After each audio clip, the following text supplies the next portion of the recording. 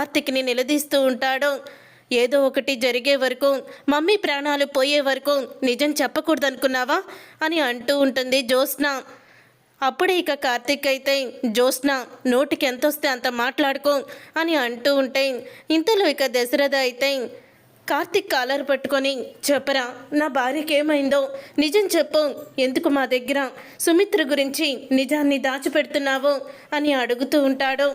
అప్పుడే ఇక లోపల నుంచి డాక్టర్ అయితే బయటికి వస్తుంది. బయటికి వచ్చిన తర్వాత, ఏంటి దశరథ గారు, కార్తిక్ని ఎందుకు మీరు నిలదీస్తున్నారు అని అడుగుతూ ఉంటుంది. డాక్టర్, నా భార్యకి ఏమైందో మీరు ఆ రోజు కార్తిక్కే కదా చెప్పారు, కార్తిక్ మాకే విషయం చెప్పలేదు, కావాలనే దాచిపెడుతున్నాడు అని అంటూ ఉంటే, ఇంతలో అక్కడికి ఫైల్ పట్టుకొని వస్తాడు శ్రీధర్. అయితే ఫైల్ పట్టుకొని వచ్చి అక్కడ పరిస్థితి చూసి అక్కడే ఆగిపోతాడు. ఇంతలో డాక్టర్ అయితే, కార్తిక్ని మీరేమీ అనొద్దు, తన తప్పేమీ లేదు, కార్తిక్ మీ ఎక్కువ బాధనే తన మనసులో మోస్తున్నాడు అని అంటూ ఉంటుంది డాక్టర్. అయితే అప్పుడే ఇక దశరథ అయితే, నా భార్యకి ఏమైంది డాక్టర్ అని అడుగుతూ ఉంటాడు. సుమిత్ర గారికి బ్లడ్ క్యాన్సర్ అని చెప్పేస్తుంది. అందరికీ కూడా డాక్టర్ అయితే నిజాన్ని అది విని ప్రతి ఒక్కరూ కూడా షాక్ అయిపోతూ ఉంటారు. ఇక నిజం చెప్పడానికి వచ్చిన శ్రీధర్ కూడా షాక్ అయిపోయి ఉండిపోతాడు. అప్పుడే ఇంకా ఈ నిజం కార్తిక్కి తెలిసిన తర్వాత తను ఎంత బాధపడ్డాడో, ఎంత ఆవేదన పడ్డాడో నేను చూశాను. తను మీకు చెప్పడానికి టైం పడుతుంది దశరథ్ గారు.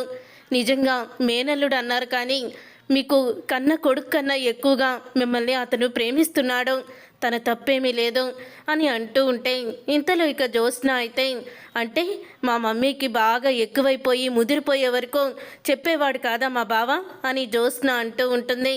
ఇంతలో ఇక శివనారాయణ, డాక్టర్ గారు కార్తిక్ ఎందుకు చెప్పలేదో కారణం చెప్పినా కూడా ఎందుకు అలా మాట్లాడుతున్నావు, నువ్వు సైలెంట్గా ఉండు అని అంటూ ఉంటాడు.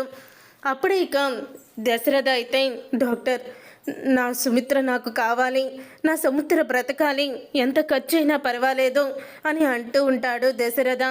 అప్పుడే ఇక భయపడకండి దశరథ గారు, ఆవిడికి వ్యాధి మాత్రం ముదరలేదు, ఫస్ట్ స్టేజ్లోనే ఉంది, బోన్ మ్యారో ద్వారా ఆవిడికి మేము చికిత్స చెయ్యొచ్చు, ఆవిడికి వ్యాధి తగ్గిపోతుంది అని అంటూ ఉంటే, ఆ మాట విని ఎంతో ఆనందపడుతూ ఉంటాడు దశరథ. మీ అమ్మాయి జ్యోత్స్న ఉంది కదా, సుమిత్ర గారి కన్న కూతురు కాబట్టి జ్యోత్స్ననే బోన్ మ్యారోకి కావాల్సిన బ్లడ్ ఇవ్వాలి, తనకే ఇది సాధ్యమవుతుంది, జ్యోత్స్న కన్న కూతురు కాబట్టి జ్యోత్స్ననే ఆవిడకి బోన్ మ్యారో ఇవ్వాలి అని చెప్పేస్తుంది డాక్టర్. అయితే అది విని షాక్ అయిపోతూ ఉంటారు కార్తిక్, దీప, పారిజాతం, జ్యోత్స్న కూడా. అంతా బాగానే ఉంది, కానీ ఇప్పుడు నా గుట్టు బయటపడేటట్టుంది, ఇప్పుడు నేను సొంత కూతుర్ని కాదని టెస్టుల ద్వారా తెలిస్తే అప్పుడు ఏంటి నా పరిస్థితి అని జ్యోత్స్న ఒక్కసారే షాక్ అయిపోతూ ఉంటుంది. అంటే వేరే మార్గం ఏమీ లేదా డాక్టర్ అని జ్యోత్స్న అడుగుతూ ఉంటుంది. లేదు, మీరొక్కళ్ళే మీ తల్లిని కాపాడగలరు అని చెప్తూ ఉంటుంది డాక్టర్. అయితే అప్పుడే ఇక దీప అయితే కార్తిక్ వైపు చూస్తూ ఉండిపోతుంది. తర్వాత ఇక డాక్టర్ అయితే, మీరేమీ భయపడకండి, సుమిత్ర గారికి ఏమీ కాదు, ఆవిడ రిపోర్ట్స్ చూసే చెప్తున్నాను, ఈ బోన్ మ్యారో చికిత్స ద్వారా సుమిత్ర గారిని బ్రతికించవచ్చు, జ్యోత్స్న గారిని రేపు సుమిత్ర గారిని హాస్పిటల్కి తీసుకురండి అని అంటూ చెప్పేసి వెళ్ళిపోతుంది. అప్పుడు ఇక దశరథ అయితే, నీ కన్న తల్లి రుణం తీర్చుకునే అవకాశం వచ్చింది జ్యోత్స్న, నువ్వే మీ అమ్మని కాపాడాలి అని అంటూ ఉంటే, అప్పుడే ఇక తప్పకుండా డాడీ నేనే కాపాడుతాను అని అంటూ ఉంటుంది జ్యోత్స్న. తర్వాత ఇక దీప అయితే కార్తిక్ దగ్గరికి వెళ్ళి, ఏంటి బావ ఇదంతా, ఇప్పుడు అమ్మని కాపాడుకోవాలంటే తన కూతురే బ్లడ్ ఇవ్వాలని అంటున్నారు, మరి జ్యోత్స్న అమ్మ కూతురు కాదు కదా, నేను కదా అని అంటూ ఉంటే, అదే నాకు అర్థం కావడం లేదు, ముందు అత్తని హాస్పిటల్లో జాయిన్ అవ్వని, అప్పుడు అంతా కూడా చూద్దాము అని అంటూ ఉంటాడు కార్తిక్. అయితే తర్వాత రోజు ఇక జ్యోత్స్న అయితే పారిజాతంతో అంటూ ఉంటుంది, ఏంటి గ్రాని, ఇప్పుడు మనం గుట్టు బయటపడేటట్టుంది, ఇప్పుడు ఏం చేయాలి గ్రాని అని అంటూ ఉంటుంది జ్యోత్స్న. ఇక పారిజాతం అయితే ఏమీ మాట్లాడకుండా మౌనంగా ఉంటుంది. పారిజాతం ఏమీ మాట్లాడకుండా మౌనంగా ఉండేసరికి అప్పుడే ఇక జ్యోత్స్న అయితే, గ్రాని ఏమీ మాట్లాడకుండా మౌనంగా ఉంటావేంటి అని అడుగుతూ ఉంటే, నా పరిస్థితి, నా జీవితం నాకు కనపడిపోతుంది. నేను ఈ ఇంట్లో ఇక ఉండను.